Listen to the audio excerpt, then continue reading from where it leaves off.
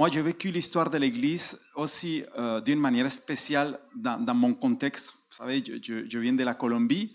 Dans les années 90, dans ma ville de Cali, les villes qui étaient assez grandes, Cali, Bogota, Medellín, on avait des grosses églises. Le problème, c'est qu'on était chacun dans notre chez-soi. Et on était habitués à notre rythme dans chaque église. On n'osait pas regarder nos voisins, l'autre qui était autour. On n'osait pas regarder la souffrance extérieure.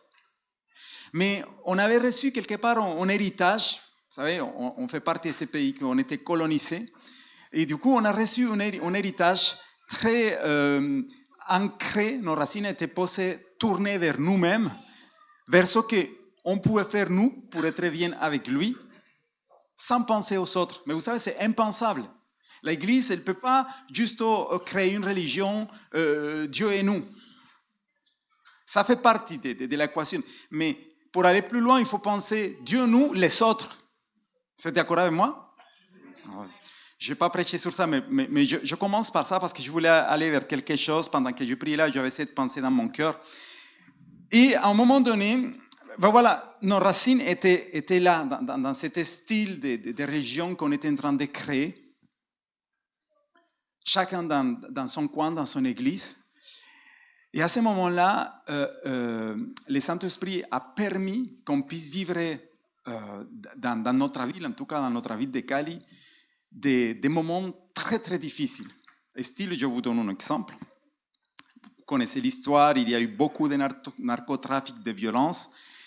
Un jour, on était dans les cultes, tranquillement, comme vous ici là, en train de louer Dieu, on était bien comme les Béthéliens. On était en train de louer Dieu. On dit ça? Béthélien? Oui. On était en train de louer Dieu. Et d'un seul coup, il y a 3 hommes masqués qui rentrent. Et là, ils rentrent avec des armes, ils mettent les armes sur l'équipe de louange qui est là, les diacres qui venaient prendre les offrandes. Et là, ils disent, bon, arrêtez votre cinéma là. Ceux qui ils croient en Jésus-Christ, mettez-vous là, on va vous tuer. Et ceux qui ne croient pas en Jésus-Christ, alors vous pouvez vous mettre de l'autre côté. Écoutez, la terreur est tombée sur l'église. Et là, on criait. Moi, les premières, je cherchais à m'échapper par derrière. À un moment donné, comme les choses allaient un petit peu plus loin, les 3 masqués se sont élevés. Les masques, c'était 3 diacres de l'église qui ont fait ça. Alors, ça a été quelque chose qui était pas très, comment dire, très cool, on pourrait dire dans le langage jeune.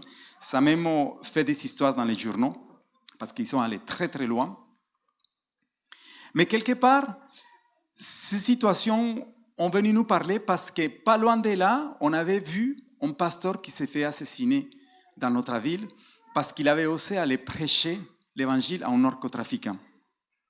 Il a prêché l'évangile à cet narcotrafiquant et ce narcotrafiquant, il est devenu chrétien. Du coup, les autres pasteurs, les autres églises ont commencé à dire oui, il va prêcher l'évangile parce que derrière ça, il y a les dîmes et les offrandes. Une petite dîme d'un narco, ça peut aider. Figurez-vous là où jusqu'on allait notre réflexion. Le problème, c'est que cet homme, il n'était vraiment pas du tout dans ça. Parce que quelques jours après, comme je viens de vous le dire, alors qu'il partait à son église, on l'a arrêté, on l'a assassiné, froidement. Et là, un esprit de repentance est tombé sur toutes nos églises à Cali. On s'est rendu compte qu'on était en train de jouer à notre propre religion. On s'est rendu compte que nos racines n'étaient pas bien fondées. Si la parole de Dieu dit, Ephésiens 2:20, qu'il faut qu'on soit fondé sur le fondement des apôtres et des prophètes. On a commencé à se rendre compte qu'on était en train de construire une religion pour nous. Et à partir de ce moment, on s'est dit, on a besoin de vraiment vivre ce que le Christ est venu prêcher. Aimer Dieu, mais aussi aimer les autres. Prendre position. Regardons nos racines. Qu'est-ce qu'on est en train de vivre de manière profonde dans nos églises? On a décidé de faire une soirée de prière. C'était l'une des premières veilles de prière. Confesser tout simplement, on ne s'est pas donné aucun objectif. On n'a même pas fait des flyers. On s'est dit, on va aller dans une stade et on va se réunir là-bas et on va prier. Ce soir a marqué un avant et un après. Parce que, alors que nous sommes rentrés dans cet stade de foot à prier, il y avait une foule qui n'arrêtait pas de rentrer et de rentrer. Le stade, ce soir-là, accueille plus de 40 000 personnes. Il y a eu des milliers de personnes qui étaient dehors dans la rue, qui ne pouvaient pas rentrer dans le stade. Mais les gens ne comprenaient pas qu'est-ce qui se passe, qu'est-ce qui est en train de se passer. En fait, un réveil était en train de visiter notre ville parce qu'on avait décidé de casser notre routine. On avait décidé de bouger de là où on croyait qu'on était bien. Et on s'est rendu compte qu'en fait, quand on construit l'église selon le regard de Dieu, de notre Dieu, son regard, c'est lui la tête de l'église, Jésus-Christ, les choses peuvent changer d'une manière radicale. Et à partir de ce moment-là, on a vécu un réveil dans ma ville de Cali. Pourquoi je veux vous dire ça? Parce que ce matin, j'ai à cœur de partager sur quelque chose que j'appelle la face cachée de l'arbre. Et je vais commencer avec les diapos. Je pense que la première, tu peux la mettre. La face cachée de l'arbre, parce que l'église, ça peut être ça. On peut voir un très beau arbre. Vous savez, on voit les feuillages, les fruits, les branches. Et d'ailleurs, nous aussi, parce que je voudrais que tout au long de ces messages, vous puissiez vous positionner comme si vous étiez cet arbre. Et du coup, il y a quelque chose qui est beaucoup plus important que les racines, que les fruits. Que les fruits, les branches et les troncs, c'est les racines. C'est ça qui est le plus important. Et du coup, on pourrait commencer ce matin juste en se disant, dis à la personne qui est à côté, comment vont tes racines? On peut se saluer comme ça ce matin. Salut, comment vont tes racines?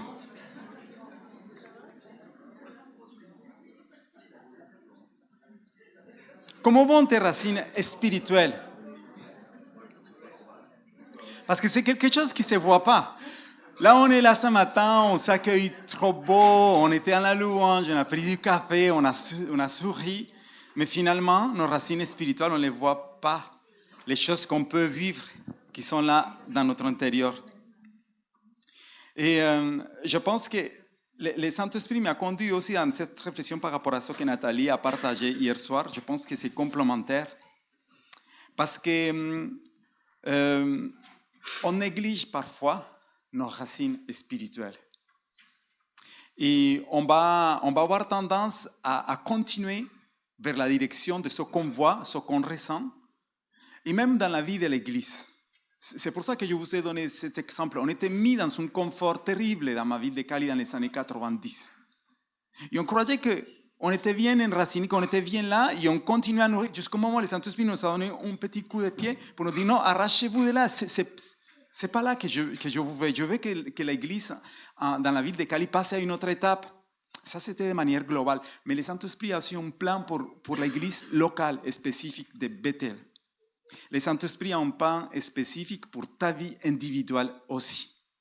Et c'est pour ça que c'est tellement important qu'on soit à l'écoute. Il y a un verset dans la Bible qui, pour introduire, qui me parle de la face cachée de l'arbre. C'est l'apôtre Paul, dans le livre de Romains, il va comparer, il va parler des prémices. Vous savez, les prémices, ce sont les premières semailles, les premières choses qui donnent la vie. Il dit, si les prémices sont saintes, la masse l'est aussi. Et après, il va dire, et si la racine est sainte, les branches le sont aussi. Et là, on se rend compte que ce qui se passe dans les racines a une conséquence directe dans ce qui se voit. Et je pourrais dire aussi, si les racines sont saines, alors le fruit, il est sain, il est bon. Alors le feuillage, il est sain, il est bon. Moi, je le vois, j'aime beaucoup les arbres fruitiers. Et chez moi, j'en ai 2 citronniers. Des fois, ils m'énervent parce que des fois, je les vois, je les traite, et je les parle, je les chante, et des fois, je les gronde parce qu'il n'y a pas de citrons qui viennent. Mais un jour, je me suis rendu compte que derrière les feuilles, il y avait des taches, il y avait des choses là, comme une espèce de champignons. Je me suis dit, d'où vient ça? Et puis après, j'ai compris qu'en creusant dans les pots, je me suis rendu compte qu'en fait, les racines, elles n'étaient pas bien entretenues. Et qu'il y avait des fourmis qui avaient fait aussi quelque part comme des nids. Et là, j'ai compris que le problème, ce n'était pas les feuilles, mais c'était plutôt les racines. Et d'ailleurs, là, je suis en train de voir comment là, quand tu vas commencer à faire beau, je vais changer complètement les pots. Alors, prépare-toi, Nathalie, parce qu'il va y avoir un peu de la terre dans la maison. Je vais les rentrer, je vais sortir les pots. Je pense prendre vraiment soin de ces racines pour avoir du bon citron. Donc, ça, c'est tellement important. Je pense qu'il faut que ce matinée, tu puisses vraiment écouter ce que le Saint-Esprit va te dire par rapport à tes racines. On t'arrête pas il ne faut pas s'arrêter sur les fruits, d'accord? Il ne faut pas s'arrêter sur les fers, mais plutôt arrêter sur ce que tu es, sur l'actualité de comment tu vis ta relation avec Dieu, les choses qui sont dans ta vie qu'on doit changer. Ça, c'est une clé très importante. Et pour ça, je voudrais vous faire réfléchir sur une image qui me parle beaucoup. Cette image, je l'appelle l'arbre de la vie. Et c'est comme ça que je puis aussi discerner certaines choses qui se passaient dans ma vie, comme le parcours de Nathalie.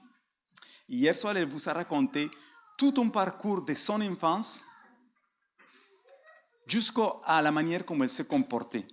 Et vous savez, dans l'arbre de la vie, j'aime beaucoup cette image parce qu'elle nous aide à comprendre un peu notre fonctionnement. La première chose qu'on voit, c'est les racines. Et les racines, on peut donner cette image, ce sont les normes, ce que je crois, ce qui est vrai pour moi. C'est à partir de là, on va établir toutes les choses qui vont être ancrées depuis qu'on est petit et qui sont nos croyances, c'est-à-dire c'est les choses qui sont non négociables.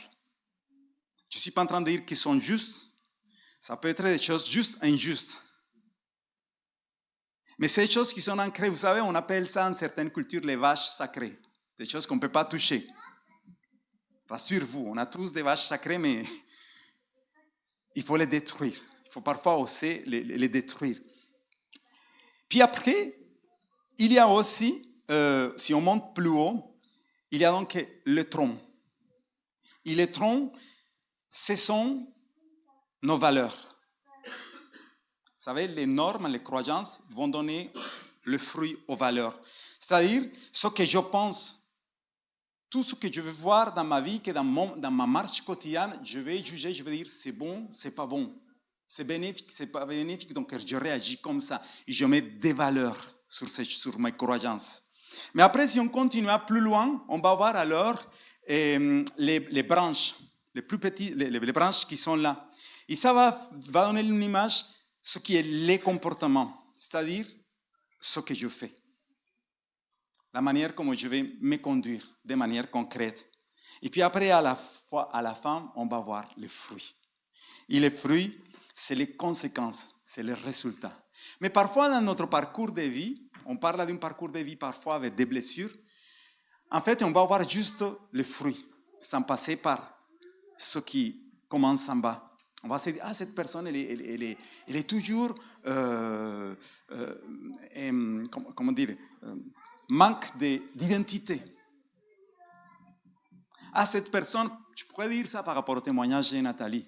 C'était quelqu'un qui avait beaucoup de manque d'assurance, donc on voit son fruit, manque d'assurance, un gros fruit là.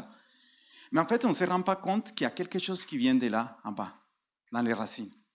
Je vais donner un exemple par rapport à ce qui me concerne. Je suis grandi dans une culture assez macho.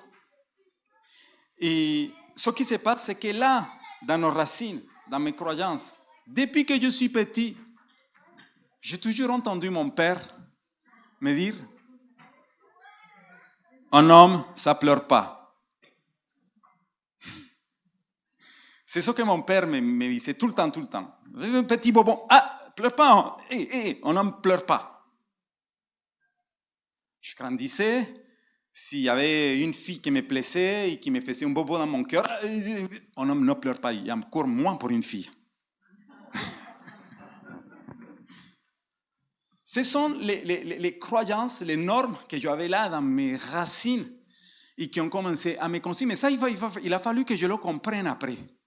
Parce que vous savez, si on continue à aller plus loin, donc là, ça c'était ma croyance. Les hommes ne pleurent pas.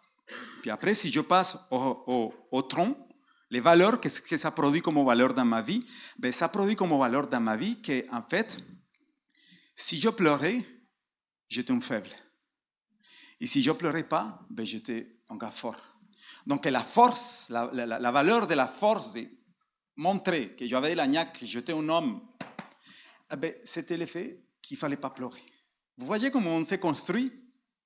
Mais si on continue plus loin, les branches, c'est les choses qu'on commence déjà à extérioriser. Mon comportement, c'est qu'à force de construire mon identité sur cette racine, cette fausse croyance que les hommes ne pleurent pas, et puis après me sentir faible parce que je pleurais ou fort parce que je ne pleurais pas, ça faisait qu'à fur et à mesure de vouloir me montrer l'homme qui est fort, qui ne pleure pas, et d'ailleurs la plupart des latinos sont comme ça. C'était l'effet de se dire, on perd l'empathie. On perd l'empathie et on perd ses côtés sensibles. Et c'est pour ça que vous voyez aussi dans différentes cultures que la manière comment les personnes grandissent, certaines cultures, les côtés père-fils, père-fille, à certains moments, tu me racontes un témoignage de ça, Nathalie, dans une culture que tu as vu un reportage, quand les filles grandissent, à partir de 12 ans, le lien paternel se coupe. Parce que c'est comme ça la culture, la fille ne va pas voir son papa, c'était jusqu'à 12 ans, mais elle doit aller voir son père. Waouh, imaginez-vous tout ça que ça produit dans la vie d'une jeune fille qui a grandi à côté de son papa, ce côté paternel d'un seul coup s'est coupé. Et là, je continue, donc moi, en ce qui me concerne, donc j'ai perdu tous ces côtés d'empathie, tous ces côtés qui étaient des sensibles. Alors le fruit, la conséquence de tout ça, c'était que c'était une bombe à retardement. Comme tous ces côtés étaient vraiment tous ces côtés sensibles de pouvoir extérioriser, de se rendre vulnérable, étaient quelque part étouffés dans ma vie. Chaque fois qu'il y avait une situation extrême, j'explosais.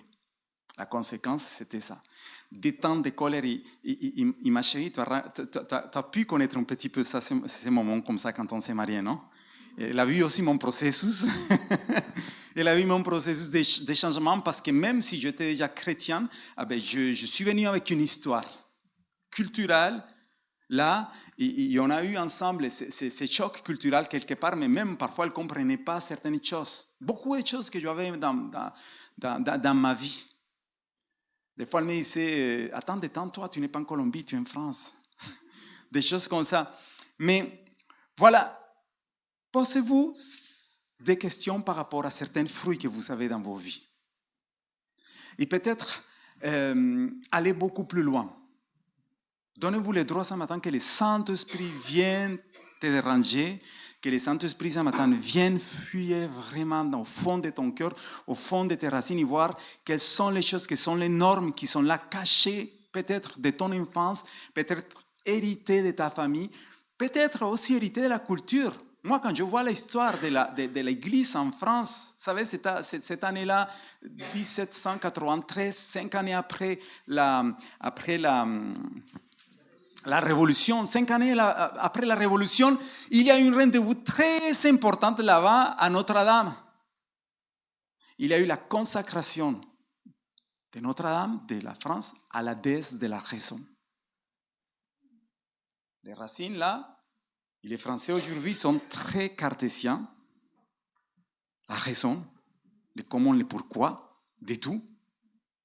Et parfois, spirituellement, dans nos églises, on garde cette notion.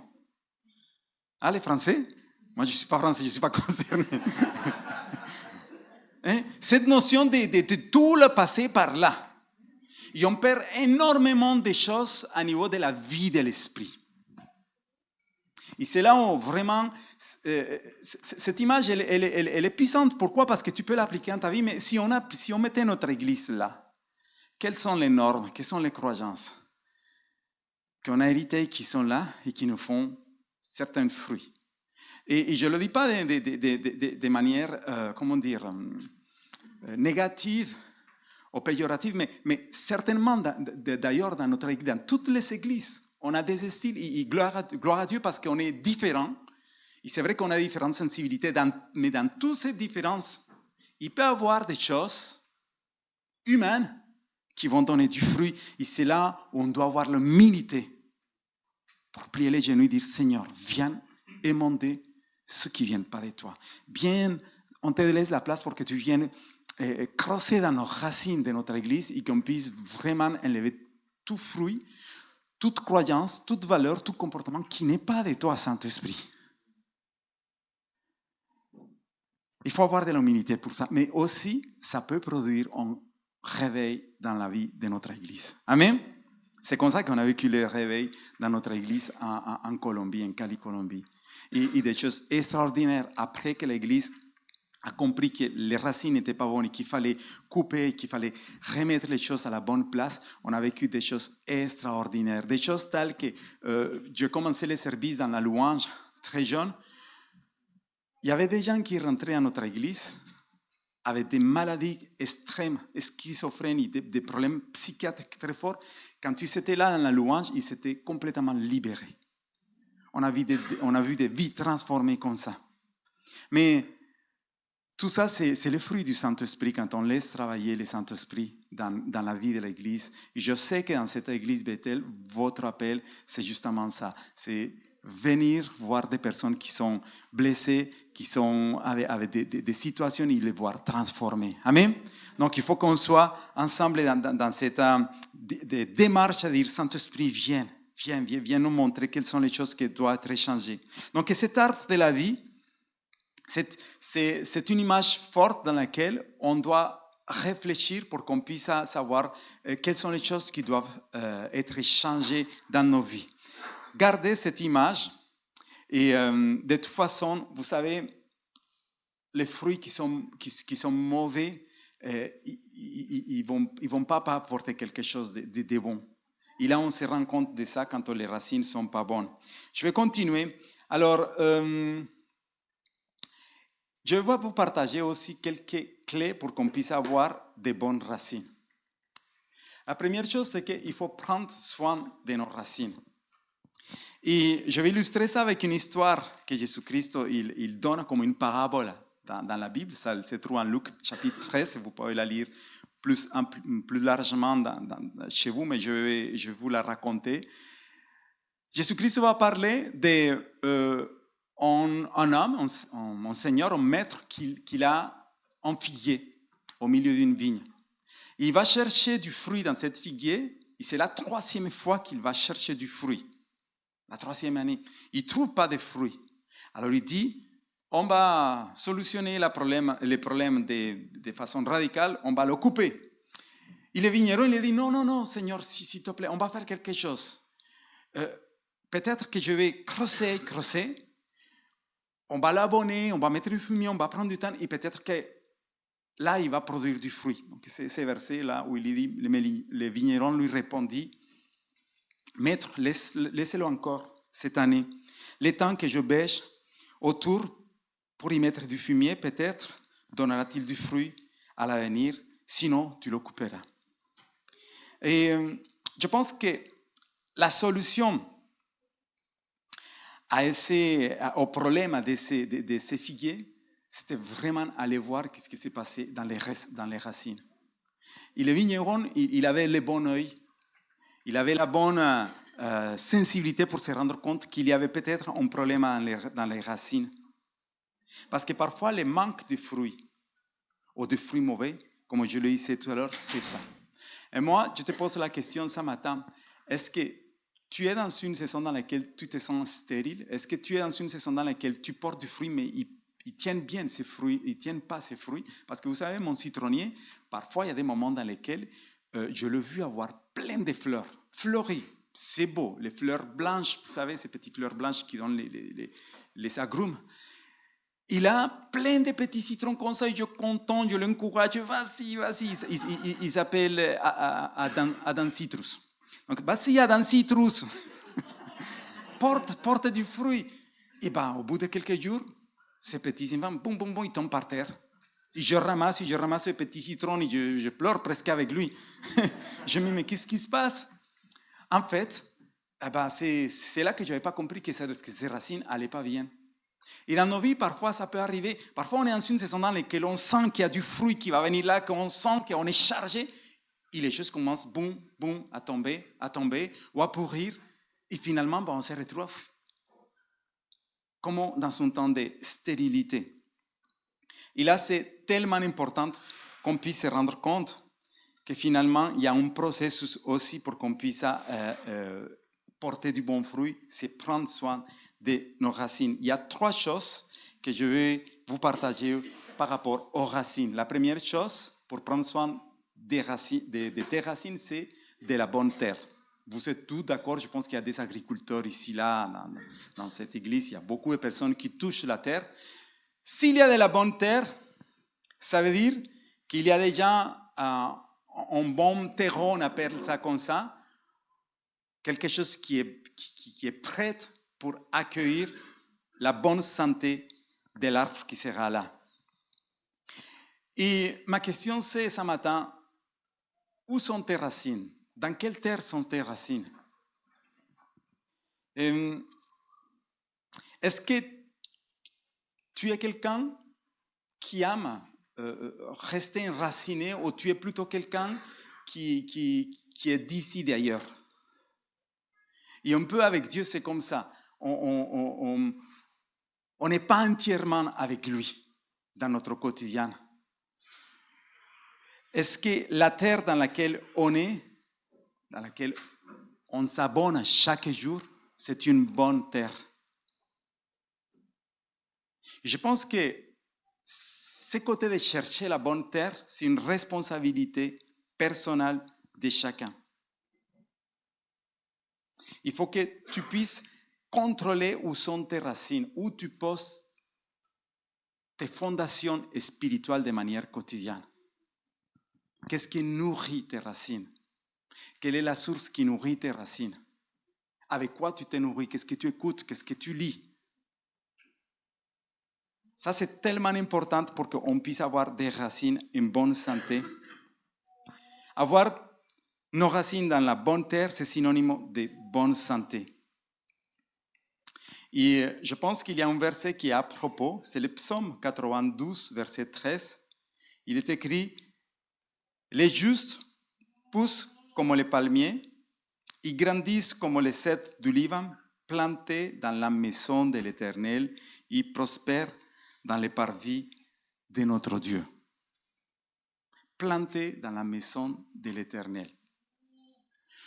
Je vais encourager ce matin à tous ceux qui font partie de l'église Bethel à apprendre à vous enraciner, pas à moitié, mais de manière approfondie dans votre église.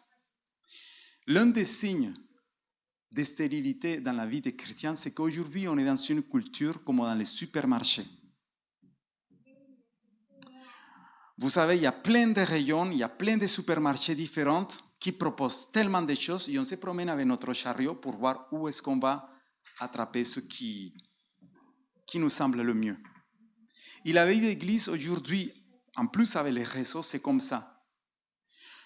Je ne suis pas en train de dire qu'on n'a pas le droit de peut-être saisir certaines choses qui sont bonnes, mais quand on n'a pas une stabilité dans une église locale, c'est synonyme que nos racines ne sont pas ancrées. Il a changé une fois par semaine des pots. Une plante, et vous allez voir ce qu'il arrive à la plante. Elle ne va pas aimer. Spirituellement, mais même nous, avec Nathalie, en tant que pasteur de l'église Acte, on fait tellement attention, on se dit, Seigneur, on prie beaucoup pour les personnes, mais en même temps, on les encourage, parce qu'après, chacun est responsable de ses choix. Mais en tout cas, on les encourage à prendre des racines. Moi, quand il y a quelqu'un qui arrive à l'église, qui est nouveau, on le dit souvent, on le dit, si la personne est chrétienne, on le dit, ok, parce que souvent les gens arrivent et ils vont dire, ah, c'est génial, la louange, c'est beau, le café, tout là, oh, je reste là. Non, je dis, non, attends, avant de dire ça, va voir les autres églises qui sont autour, prie à Dieu pour que tu trouves la stabilité, tu mets tes racines là et que tu puisses porter les fruits que Dieu veut pour ta vie. Et ça, c'est tellement important. Les gens ne vous laissent pas séduire par tout ce qui brille, la fumée, les lumières, toutes ces choses-là. Cherchez la profondeur. Et pour les plus anciens qui sont dans cette église, même si je sens que vous êtes ancrés là, que vous êtes là, soyez là à fond, corps, âme et esprit. Moi, je pense qu'il y a quelque chose de fort dans le fait d'être vraiment unis, enracinés aussi. Tissez vos racines les uns avec les autres. Ça, c'est tellement important. Et que vous puissiez accueillir cette parole, que vous allez pousser comme les palmiers, grandir comme les cèdres du Liban, plantés dans la maison de l'Éternel, ici là, à Bethel. Et que la prospérité spirituelle à tout égard vienne dans vos vies, dans cette église, au nom de Jésus-Christ. Alors, il y a quelque chose qui ne va pas trop vous plaire, mais ce n'est pas grave, je l'ai mis parce que c'est la Bible. Un autre ingrédient qui est super, super bon pour avoir de bonnes racines, c'est le fumier.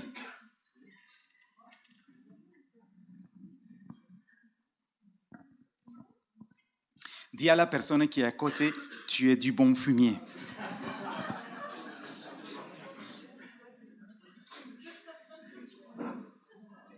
Dans l'histoire, dans la parabole de Luc, il y a un ingrédient incontournable, le fumier. Il crosse, il balance du fumier.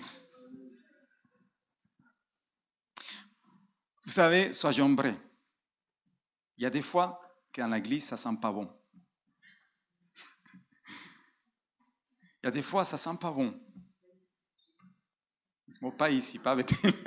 Non, mais il y a des moments dans lesquels notre frère, notre soeur qui est à côté, elle agit comme du fumier dans nos vies. Non, mais vous comprenez ce que je veux dire. Oui, oui. Des fois, Dieu l'utilise à la personne qui est à côté. Notre frère, notre soeur arrive comme du bon fumier et jette sur nous du fumier. Il a notre caractère, notre patience, notre manière de faire, de voir les choses, ça remonte jusqu'à là. Mais vous savez quoi? Rendons grâce à Dieu parce que le bon fumier traite nos racines. Hein? On ne dit pas souvent que c'est dans la pression qu'on voit les fuites. C'est comme ça que les plombiers font. Quand ils veulent repérer une fuite, ils mettent sur pression le tuyau. La fuite est là. Eh bien, soyez contents quand vous sentez qu'il y a du fumier autour de vous. Bon, c'est pas grave tout le temps. Je ne souhaite pas que ce soit tout le temps du fumier, non? Mais quand même, c'est une clé très importante pour avoir de bonnes racines. Parce que quand les situations sont difficiles dans l'église, quand ça sent pas bon, quand il y a des relations parfois qui sont difficiles, si on les prend comme il faut, comme Dieu le veut en tout cas, on peut se rendre compte que Dieu est en train, on le dit souvent, on est tous dans son processus. Dans son processus. Et ce fumier, il est là parce qu'il rend belles nos racines. Parce que les choses qui sont mauvaises là, notre caractère, l'impatience, nos zones de confort, toutes ces choses changent. Parce que le Saint-Esprit veut nous faire bouger. Et si on n'a pas de situation extrême, si ça sent toujours les parfums, c'est très facile. C'est trop facile. Hein? Quand je prends mon frère, je le fais je sens, il sent Jean-Paul Gaultier. Je ne le donne même pas 3, mais 6 bisous ici, la balance. Mais c'est vrai que quand ça sent, les relations sont un peu difficiles, c'est très difficile. Mais c'est là le but de l'Église. Vous comprenez? C'est là le but de l'Église. Une bande, une famille de personnes imparfaites, mais qui sont en voie d'être perfectibles. Amen? Donc, il ne faut pas négliger ça. Ça me parle beaucoup, cette image de cette parabole, parce que c'est dans les moments difficiles que nos racines vont se fortifier. Et Dieu va utiliser les moments difficiles pour que les racines soient fortifiées. Je vais aller un petit peu plus vite parce que là, je voudrais garder du temps. Donc, du coup, ne soyez pas, ne vous priez pas de la bénédiction dans les moments parfois que vous ne comprenez pas. OK? Parce que c'est là aussi Dieu est en train de travailler nos racines. Même si on voit que les choses ne sont pas comme on pensait, même si tu sens que les choses, justement, c'est dans les moments où tu sens que tu es en train d'être émondé qu'il va avoir du bon fruit. Vous connaissez l'histoire du roi qui a perdu son pouce? Non? Je vais vous le raconter. Il y avait un roi qui aimait la chasse. Et cet roi est parti dans une partie de chasse avec son meilleur ami, un serviteur qui était en plus son serviteur, son ami. Ils partent à la chasse et l'histoire raconte qu'ils partent à la chasse ensemble, ils commencent à tirer, et son serviteur ami, sans vouloir, il tire sur le doigt du roi et le roi il perd son pouce. Et du coup, le roi il rentre en colère, il dit tu m'as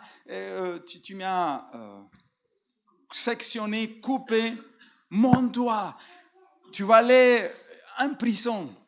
Et là, il se met en colère, la partie de chasse finit mal, ils partent ensemble, ils rentrent dans le royaume, et là, ils trouvent la prison la plus pourrie, la plus sale, ils le jettent là-bas.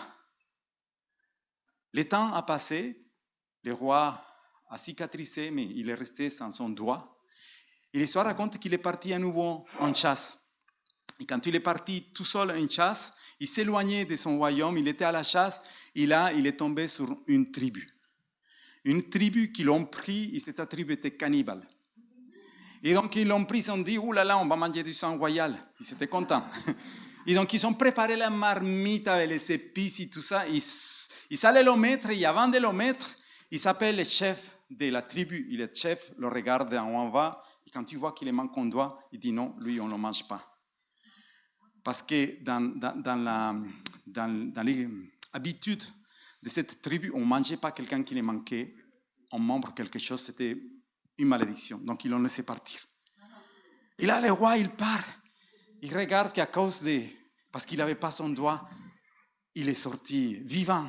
Et là, il s'est dit, je vais aller demander pardon à mon serviteur, je vais aller le voir, je vais le faire sortir de la prison. Et là, il partait vite, il ne voyait pas l'heure d'arriver, il rentre, il court, il va là-bas où il y a la prison, il le trouve, il dit, pardon, mon serviteur ami, grâce à toi aujourd'hui, je suis vivant.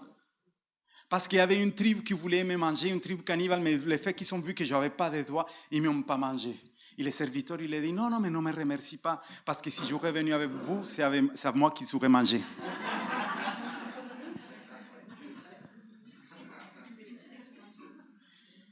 Et gardez cette histoire parce que parfois on ne comprend pas les choses, mais les choses parfois arrivent aussi parce qu'il y a un but. Dernier point, et je finis, de bons courants d'eau pour avoir de bonnes racines. Il a aussi dans Jérémie 17, 8, il est écrit qu'il est comme un arbre planté près des eaux qui étend ses racines vers les courants. Il n'aperçoit pas la chaleur quand elle vient et son feuillage reste vert dans l'année de la sécheresse. Il n'a point de crainte et il ne cesse de porter du fruit. Quand on est arrosé par des eaux qui sont fraîches, par les eaux du Saint-Esprit, alors on ne cesse pas de porter du fruit. Et je ne vais pas être plus long par rapport à ça, je veux juste que tu penses quelle est ta vie en relation avec le Saint-Esprit. Elle est où la source du Saint-Esprit dans ta vie? Est-ce que tu laisses couler la source du Saint-Esprit dans ta vie? Est-ce que tu te baignes de manière quotidienne dans la vie du Saint-Esprit? Est-ce que tu marches dans l'Esprit? Est-ce que tu te laisses guider par le Saint-Esprit? Quand je parle et je pose toutes ces questions, ça veut dire que tu es quelqu'un qui est vraiment s'aimé et que tu es posé dans cette source du Saint-Esprit. Et ça, c'est tellement important. Il faut vraiment fuir à la sécheresse spirituelle. Si tu veux avoir de bonnes racines et un bon fruit, il faut que notre vie soit baignée au quotidien de la présence du Saint-Esprit. Quotidiennement, quand je me réveille, je dis au Saint-Esprit, Saint-Esprit, voici, je suis une vase pour que tu puisses m'utiliser. Je ne vais pas empêcher que tu me guides là où tu veux me guider. Je ne vais pas limiter ton action dans ma vie, parce que de manière quotidienne, il faut être en accord avec ce que le Saint-Esprit veut faire dans nos vies. Et je vais finir alors avec ce dernier point. Il faut approfondir nos racines. Il ne faut pas qu'elles soient en surface. Ce verset de Colossiens 2, 7, 10 nous dit qu'étant enraciné et fondé en lui et affermi par la foi, d'après les instructions, c'est-à-dire d'après la parole qui vous ont été données, et abonder en action de grâce. C'est tellement important que notre vie soit enracinée, je le disais tout à l'heure, Éphésiens 2:20, que vous soyez posés dans les fondements des apôtres et des prophètes. Approfondir dans nos racines, c'est juste prendre du temps et de consacrer du temps à Dieu dans nos vies. Combien de temps on privilège de manière quotidienne? Si on veut voir fleurir nos vies, si on veut voir un bon fruit, il faut passer du temps dans la présence de Dieu. Il faut réserver des moments spéciaux dans lesquels toi, tu te retrouves avec le vigneron, avec le Père, le vigneron, qui est là pour prendre du temps avec toi. Après les fruits, ça va venir. T'inquiète pas pour les fruits. Si tu passes du temps avec Dieu, si tu approfondis ta relation avec lui, ne t'inquiète pas pour la saison au niveau du fruit. Parce que parfois, on cherche Dieu parce qu'on attend quelque chose. Cherche sa présence juste parce que tu es passionné de lui. Je dis souvent, je chéris plus sa présence que ses présents. Et dans nos vies, ça doit être ça. Chéris sa présence, après les fruits vont venir. Soyez comme le bambou japonais. Vous connaissez l'histoire du bambou japonais? Pendant 7 années, un agriculteur inexpert, il deviendrait fou. Parce qu'on sème le bambou pendant 7 ans, il n'y a rien qui pousse. Pourtant, pendant 7 ans, il faut qu'il arrose, il faut qu'il attende. Mais il n'y a rien qui sort. Au bout de 7 ans, dans quelques semaines, il va prendre une poussée de 30, jusqu'à 30 mètres. Mais en fait, ce n'est pas que pendant cette année, il n'y a rien qui s'est passé. Pendant 7 ans, il y a tout un système complexe de racines qui se sont développées, qui ont travaillé pour pouvoir soutenir l'auteur du bambou. Alors ce matin, pour finir, je finis là vraiment, parce que je veux qu'on puisse prendre un temps de prière. Tu veux de la hauteur? Oui, avec Dieu. Est-ce que tu veux de la hauteur? Avec lui, oui. Ben alors, cherche de la profondeur. Si on veut de la hauteur avec lui, il faut chercher de la profondeur. Les choses d'en haut se trouvent d'abord à genoux dans sa présence, dans la profondeur. Et il est midi pile. Christophe m'a dit, tu as jusqu'à 14 heures. Donc, ça va. Non, je voudrais juste un peu de piano, si ça ne te dérange pas, un petit peu là. Et juste je vais juste prier, prendre un petit moment de prière là avec vous. Et après cette action prophétique qu'on a fait avec toutes les personnes qui sont ici, là, équipiers de l'Église, je pense qu'il y a quelque chose de fort que le Saint-Esprit a fait dans vos vies. Je voudrais aussi qu'on puisse prendre un temps de prière par rapport à cette histoire de l'arbre de vie. Peu importe ton âge, regarde tes fruits. S'il y a des choses qui sont dans tes racines, qui produisent du fruit aujourd'hui, qui ne sont pas les bons fruits, et tu as traîné pendant des années avec ces croyances, ces normes, parce que c'est comme ça qu'il faisait mon père, ma mère, mon arrière-grand-père.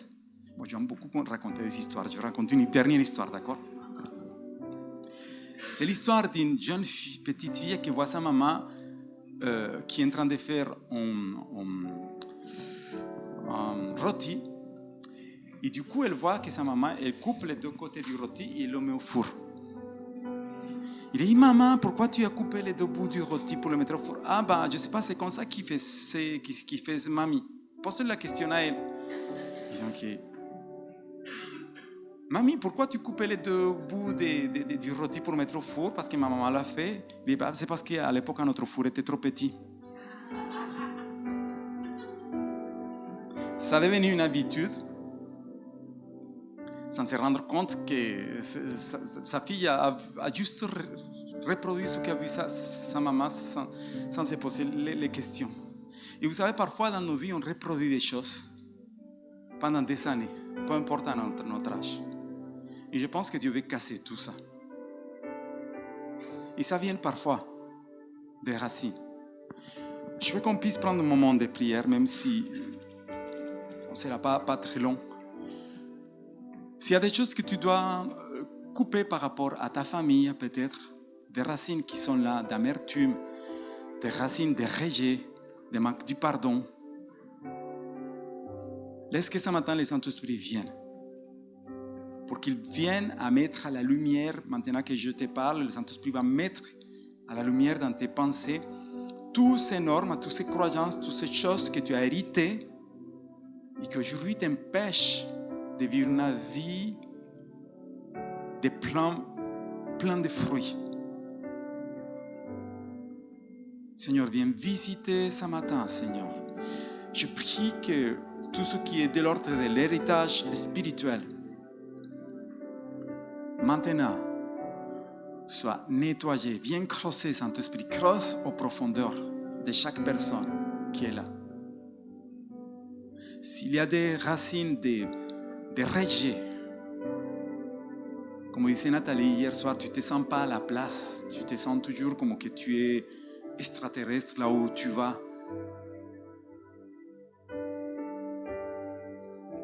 Tu as toujours comme cette pression de regard des autres vers toi. Il est temps que tu nettoies ce matin tes racines. Et même par rapport à la vie d'église, aujourd'hui, tous ceux qui sont là, dans les services, et si Dieu venait te dire, change ta manière de faire, serais-tu capable de faire ça? Ah non, mais c'est comme ça qu'on fait. C'est comme ça que je vais aller plus loin. Vous le faites tous très bien, mais je veux le dire quand même. C'est comme ça qu'on conduit la louange. C'est comme ça qu'on prêche. C'est comme ça qu'on prie. D'ailleurs, on le fait nous dans notre église. Mais si Dieu et le Saint-Esprit venaient nous dire non. Voilà, je vais te ranger un petit peu parce que je vais te demander, je vais te donner de nouvelles racines, d'autres choses, de nouveaux fruits. Est-ce qu'on est prêt à quitter notre manière de faire? C'est là où l'Église en Colombie a pu, de certaines manières, être obéissante et trouver un réveil dans ma ville. Parce qu'on a osé dire, ok, on quitte nos assises, on quitte notre zone de confort et on va vers les autres, on va chercher un temps de prière. Et Seigneur, je prie que ce matin, tu puisses venir parler à chaque personne qui fait partie de cette église, Seigneur. Et comme Nathalie disait hier soir, on peut prêcher, on peut servir Dieu et on peut avoir aussi des maladies dans nos racines. Alors ce matin, le Saint-Esprit, il veut purifier l'église Bethel. Il veut purifier chaque personne dans son service, il veut te renouveler. Ce n'est pas le but de voir qu'il y a des maladies dans nos racines. Le but, ce n'est pas de nous disqualifier ou de nous juger. Mais le but, c'est de te rendre fort pour que tu rentres dans ton plein potentiel. Et que tu sois béni, que tu sois un pilier dans cette église, que tu continues à bénir là où Dieu t'a mis. Alors viens, Seigneur, réconcilier maintenant. Au nom de Jésus-Christ, Saint-Esprit, viens agir, Seigneur. Merci pour chaque vie, Seigneur. Merci pour chaque vie. Merci, Seigneur. Viens toucher notre histoire, Seigneur, notre historique.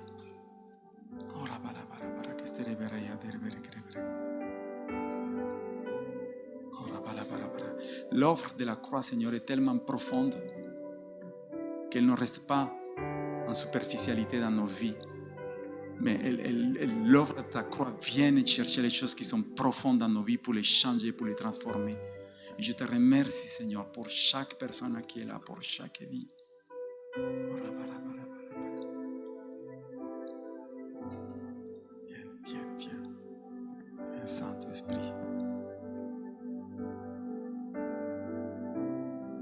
agis encore, Seigneur. Agis. Agis sur nos vies.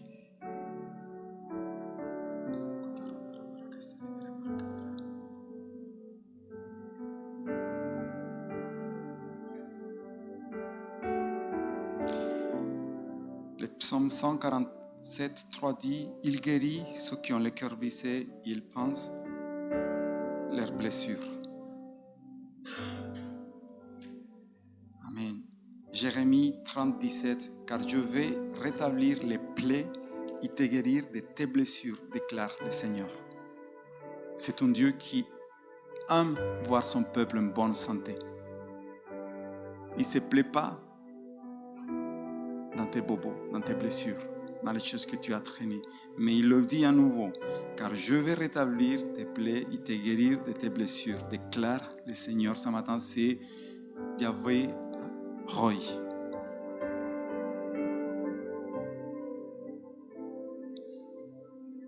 Non, pardon, c'est Yahweh Rapha, c'est lui qui guérit. Yahweh Rapha, viens guérir, Seigneur, corps, âme et esprit. Corps, âme et esprit.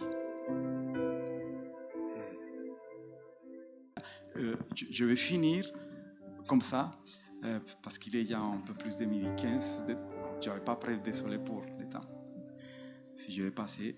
Et Seigneur, merci pour cette église. Merci pour chaque... Je vais rester ici là pour ceux qui veulent être libérés. Vous pouvez être libérés, mais je vais rester là, ici là pour prier. S'il y a des paroles prophétiques qui vont sortir, bah, vous pouvez venir, je peux prier pour vous.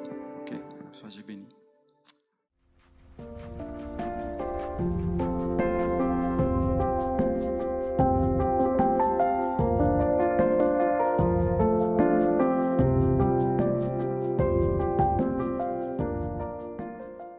Si vous avez aimé cette vidéo, n'hésitez pas à liker et à vous abonner à notre chaîne Bethel YouTube.